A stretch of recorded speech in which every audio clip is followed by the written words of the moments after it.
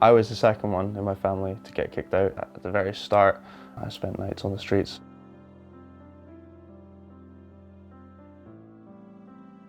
I ended up going to Edinburgh, registering myself as homeless and then getting jumped about from hostel to hostel to hostel. There were so many people getting registered that there was nothing for me. I got in one hostel. It was very unsafe. The other people inside were obviously a bit more scary. They were a lot older than me, and bear in mind I was only 15 years old at the time. And I did start using a few drugs. It gave me a different feeling, made me feel happier, made me feel like I could do stuff, but eventually through a friend found out about Link Living. They've got me through a lot of difficult things. They got me out of a hostel into supported accommodation and then eventually moving on to my permanent in-house.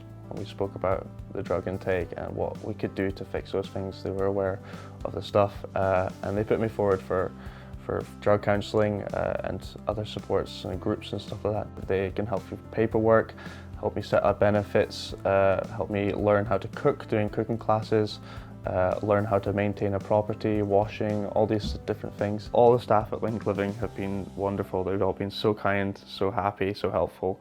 So since getting this tenancy through Link Living, I've taken on my passion to rescue and rehome animals. I've been taking on sick animals from anywhere from bugs to big animals and birds. Currently I have 11 animals in the house, and in the past year I would say I've rescued about 30 altogether. I'm also a longboard teacher. I started longboarding 3 years ago and I progressed really far in this to the point that I'm now a coach at Longboard Scotland. I've realised that I can do stuff and I can achieve anything I want, so I'm going to follow my dreams.